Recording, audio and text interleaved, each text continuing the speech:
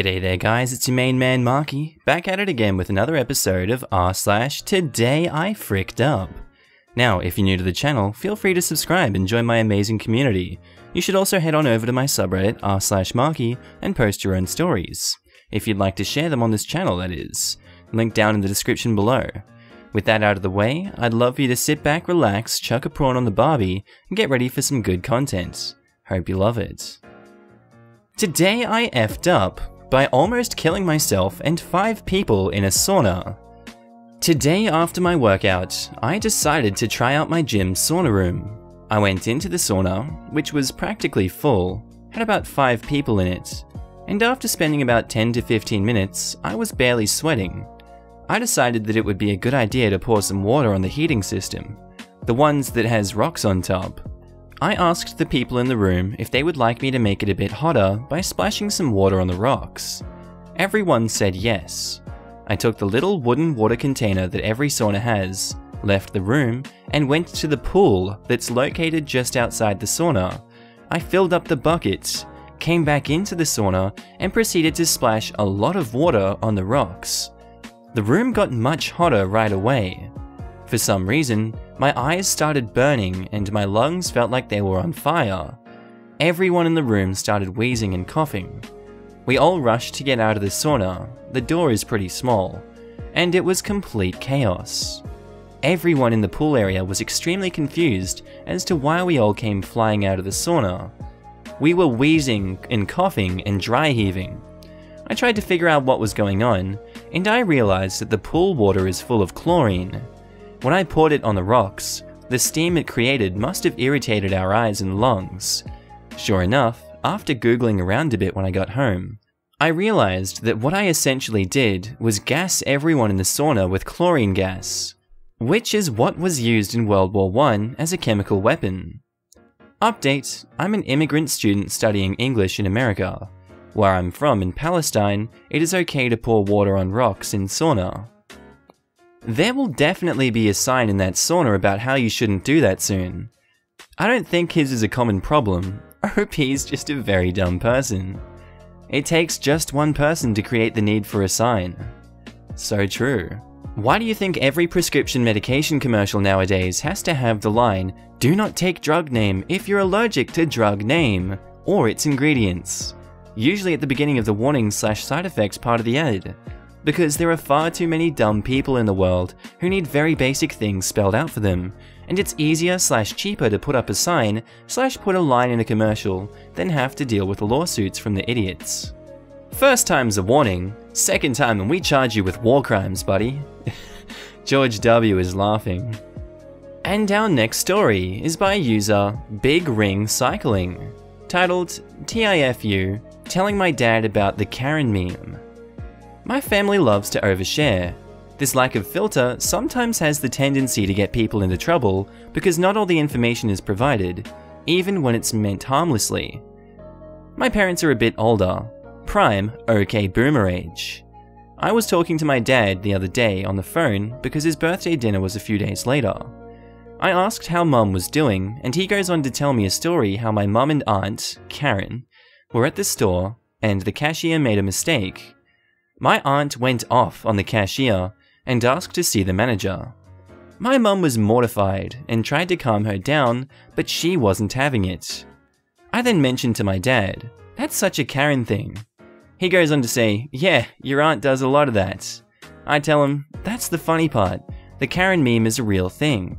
It's when an entitled, typically white woman gets angry at the smallest mistake and asks for the manager." My dad found this hilarious, and I explain in more detail. I send him a few links to sites explaining it online. He finds all of this hilarious, and she even has the Karen hairstyle. This sends him down the Google Images rabbit hole, and the next few days he sends me random memes of Karens doing Karen stuff, adding, "Your aunt did this last week," or "I think this one is about your auntie." This leads up to his birthday dinner with extended family. My dad's birthday dinner is going well. Everyone is having a good time, good food and drinks, etc. Suddenly, my auntie, sitting a few seats down from me, leans forward and loudly shouts out the table, "Hey, my name, What's this whole thing about making a meme about me? I respond, huh?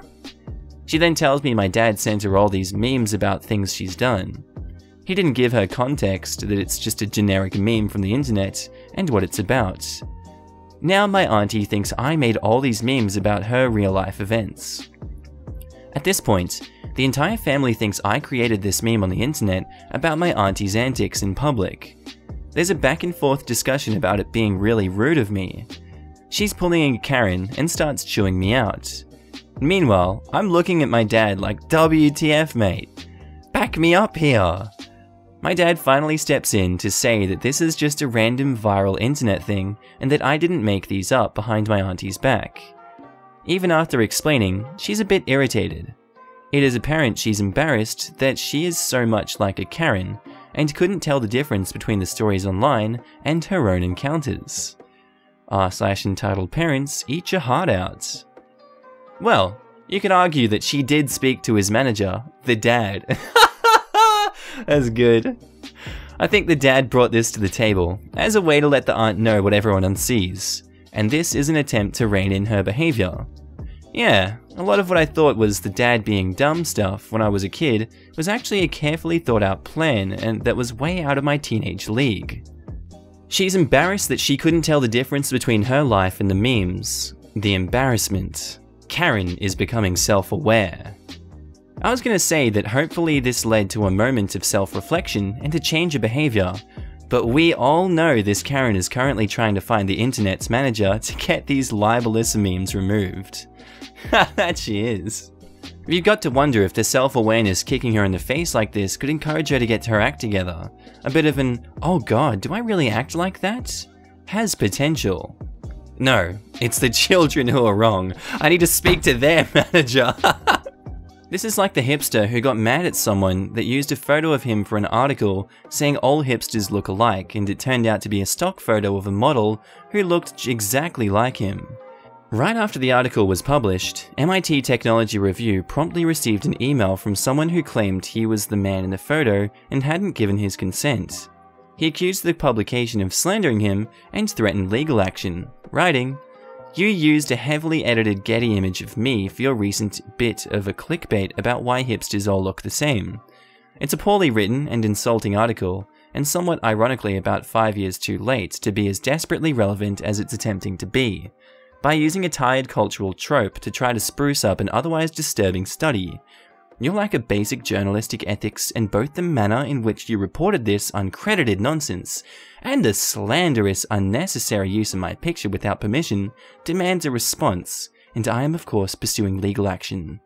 And I want to see your manager too." And our next story, by Bomb-Ass Day, titled, "TIFU by getting busted by the cops while in my bra/panties and breaking and entering to get my friend insulin." This weekend, I was in one of my best friend's weddings. The bride, my friend, is diabetic and forgot her insulin when we went to the church. So technically, diabetes is the villain of this story. No problem. I volunteered to go back to her house to pick it up. I like a mission. Me against diabetes. After a morning of bridal stuff, my adrenaline glands were more than happy to kick some dust off. The bride says the back door is unlocked, so I dash to her house, drifting the corners, in my mind, finding the apex in the road. The back door is not unlocked. No doors are opened, but I am not taking the L on this. All of us bridesmaids had gotten ready at her house earlier, and one of the other bridesmaids was leaning out the window on the second floor smoking. I gaze up at her window, praying that it's still unlocked. I know this house. I went to high school with the bride, snuck out of that window onto the roof, and clambered down the tree beside the house many times. Only this time, I'm in a strapless, tight, mermaid-style dress. Driving a stick in this constricting skirt was a challenge enough. There is no way on God's green earth that I can climb a tree. It's barely above freezing, but this is a DEFCON 2 situation. I'm in the backyard, and there's only one house that can see me. I accept the crazy low odds that the grandparents that live next door will notice me. Decidedly incorrect assumption, because apparently, Gramps has assigned himself the position of Overwatch. I kick off my heels, sling off my jacket, it's barely above freezing, and toss the Morticia Addams-style bridesmaid dress over the fence. I pat my old friend, the tree, and begin to climb. I'm sure I sloth climbed it, but the adrenaline pulsing through my veins has me convinced that I ninja warriored that crap. The window is unlocked. Hoorah! Once I open it, I ungracefully fall into the room from the roof. I don't care because the distinctly male movie announcer voice in my head is sexily broadcasting the trailer for the movie I'm acting out. The crowd cheers when my icicle toes hit the hardwood floors. I'm killing it. The room looks like a girl bomb exploded. Curlers, hairdryers, makeup bags, and clothes over every square inch of the carpet. I super kung fu hop up over the piles of the dresser where she said her insulin bag would be. It's not there. I rifle through the piles, shaking like a scared dog from the cold. Nope. To the bathroom. Nope. A massive rock drops into my stomach when I can't find her insulin. The clock is ticking. I launch down the stairs, 2 at a time, and run through the house as my eyes scan every surface. I find it on the kitchen counter, a full floor away from where she thought she left it. Booyah! I'm back in the game. I shotgun pump my arm and grab the bag. I make sure I can lock the kitchen door from the inside. I mentally check. Yep, I left all of my stuff outside. I step into the garage, shutting the door behind me. As I'm jiggling the locked doorknob, I hear the whoop whoop, it's the sound of police. I slowly turn and do some weird half-ass raise of my hands. There are two cops in the driveway, all official and stern looking. In a split second, I flash on images. I'm in the back of the police car, handcuffed, search warrants are getting issued. I see the courtroom, a stern judge, an unforgiving jury. In a moment of catastrophic cognitive dissonance, I swear I heard my brain misfire. The only thing that zaps me back to reality is that I kid you not, my boobs are 2 frozen ice cones. I'm gonna have the pleasure of explaining this crap show to the officers while wearing nothing but my fancy thong and lace, strapless bra, because genius me didn't want panty lines, and my hot-ass guy will be wearing a tux to the wedding. Nuff said. I could have vaporized on the spot from the humiliation as the officers approached me. I don't even know what I said. I virtually shoved the bag of insulin at the older cop and vomited out the preposterous details of this Texas-sized ooh that landed me in my skivvies, coming out of a house that I technically broke into. They try to keep a straight face, but then I start to laugh. It begins as a small embarrassed chuckle, but then it takes on a life of its own, commandeering all of my self-control and flinging it into the icy wind with the ashes of my dignity. I howl, tears run down my face, and I shoot strangled inhuman sounds at them. I can make no sound other than drawn-out vowels. God, it's embarrassing. The cops are trying to ask me questions, and instead, they get Muttley the dog. All I can do is wheeze, or tear and shake from the cold. Finally, I beg them to let me put my clothes on. One gallantly swings his arm to tell me to proceed to the backyard to recover my assortment of clothing, cringily clinging to the fence. They are gentlemen about it as I jump and shimmy into this hell contraption of a bridesmaid's dress.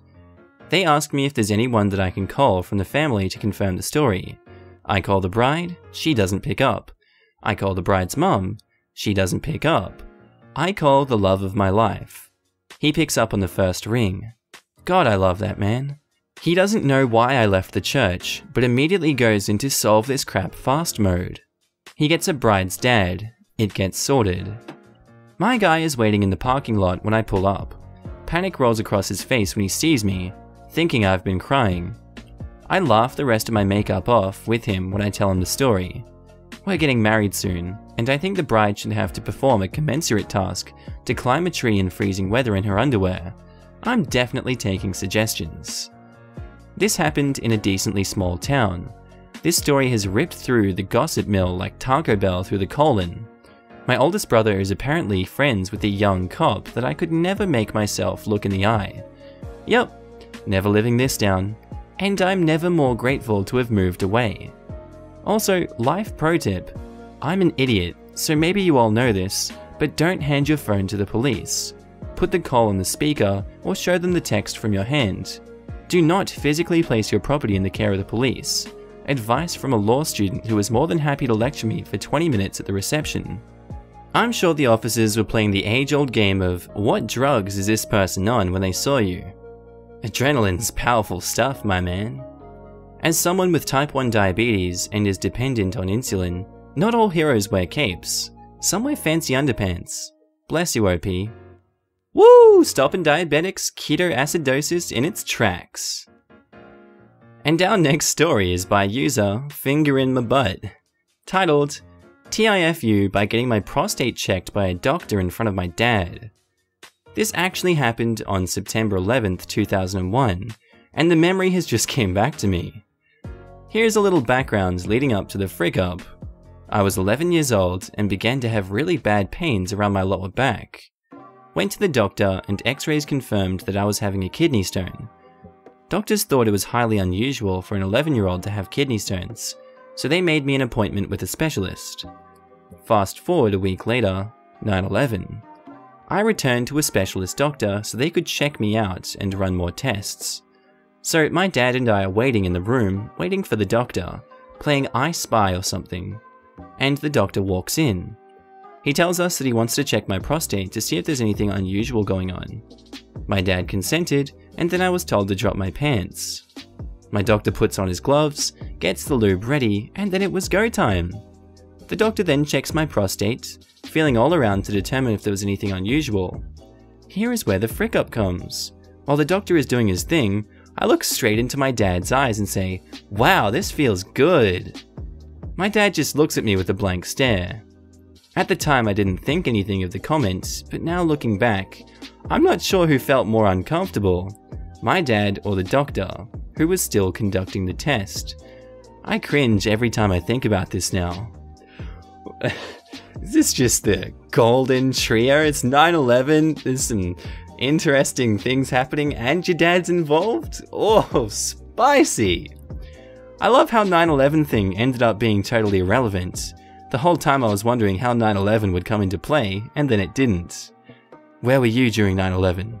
I was watching my son be anally pleasured by a doctor. Don't worry, he liked it. It was an inside job. Yuck. Wow, that's crazy for an 11-year-old to have kidney stones.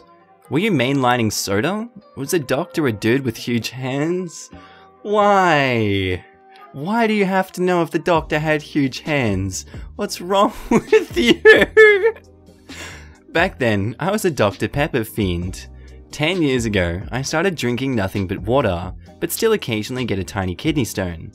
Nothing like the monsters I used to have. Oh, I read down here, I'm sorry for everyone that has to go through this with me. I've read some people just naturally get kidney stones, but I've never heard of an 11-year-old getting them. Yeah, Doc said my body takes excess calcium and makes rocks. What's your superpower? Basically the same thing. I've passed 3. One got stuck in my urethra and I had to squeeze it out like a tub of toothpaste. One time, a stone got stuck halfway through my shaft. Then I chugged up some water, trying to rocket the stone out like all of my previous stones. I felt relief, but the stone never hit the toilet. I had to spread my open, and there it was at the very tip. I grabbed it with my fingertips and pulled it out. I liked my life better before I read that. Aren't you all glad that we're here now? Isn't this lovely? And our next story is by Emmy Ego, titled, Today I fricked up by accidentally calling a student by the name of their laptop. I work as a tutor for my university. This means a lot of students pop by asking for general academic assistance. The place where I work is generally pretty loud, so it's often hard to catch the students' names. However, a nifty trick I've picked up on is to look at the name that pops up on their computer, log in when they open their laptops. This usually works pretty well, but today was a completely different story. The student's login name was set to Lenovo Signature, to which I thought, huh, what an alternative name! That must be from the Middle East or something. Wow! I continued calling the student Lenovo throughout the entire tutoring consultation. Yes, Lenovo, that topic sentence is on point. Wow, Lenovo, that was epic, that was amazing. I got funny looks from the students, but they didn't correct me and were probably trying to be polite. They left the consultation pretty dang quickly, and it wasn't until my colleague pointed out afterwards, whilst in a fit of hysterics, that Lenovo Signature is a laptop brand. I had never heard of it before. I still haven't recovered and probably will never show my face at work again. Lenovo girl, if you're reading this, I'm very sorry. No Windows 10, that's not how you use a frickin' paperclip, buddy. What? Hi, I'm Clippy. It looks like you're having difficulty with the proper application of one of my brethren. Do you require assistance? Yes, Macintosh 2017, there will be a text. And our last story by Gessen Height, titled TIFU by telling my husband about my spank bank. This was a while ago, but I've only just now thought to share it with the people. My husband and I were chatting, the way spouses sometimes do, about bedroom likes and dislikes, and eventually the subject of our solo habits came up. My husband was really proud, because he said that he hadn't watched porn in several weeks, and it was helping his daily focus. At this point, I congratulate him and chime in with how I too had not watched anything in many moons. But it doesn't really make a difference, I said, because I still pull out my mental spank bank all the time. Your what? Mental spank bank. You know, like you remember pornos you've watched in the past and visualize them to finish the deed? What on earth are you talking about? After a great deal of back and forth, we discovered that my husband cannot visualize images in his head. Apparently there's a term, aphantasia, for this. I was totally gobsmacked and asked him dozens of questions to follow up. Apparently he always thought that when people said, "picture this," they meant it figuratively. Apparently if I leave the room, he can't even picture my face. He's been low-key bummed out about this ever since this discovery, because he feels like he's missing out. At least now I know why he's literally incapable of finding objects in the house. He physically can't picture the last place he put them. Aw, poor dude. I thought this was going the way of, you know, all this seriously hung, good in bed hot guys I banged all the time before I married you? Me too, I thought it was going there. Not that he'd be able to picture it anyway. Bet my wife is in her spank bank thinking about how good she's getting railed by her old boyfriend. Wait, what does that look like again? Unzips pants. Oh yeah, what? As long as he's never questioned about potatoes, all is good. Can you explain like I'm 5 potatoes for me? Never heard of that. Potato, boil 'em, mash 'em, stick 'em in a stew. You know, old memes. What's title's precious?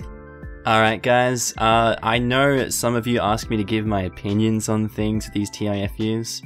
My opinion is they're funny. There's some good laughs in these ones, and I don't know, I can't think of anything on the spot to talk about. I think it was Fred Gomez that asked me to do this one. So it could have been Timothy Newitt, I don't remember. I'm sorry guys. Anyway, I hope you enjoyed the memes and the comments and the stories we had today. I love TIFU now. I just sort by top of the month and we get some amazing memes. Anyway guys, I'll see you in the next episode. I hope you've had a great day and have a good sleep, whatever you're up to. See you later guys. Bye.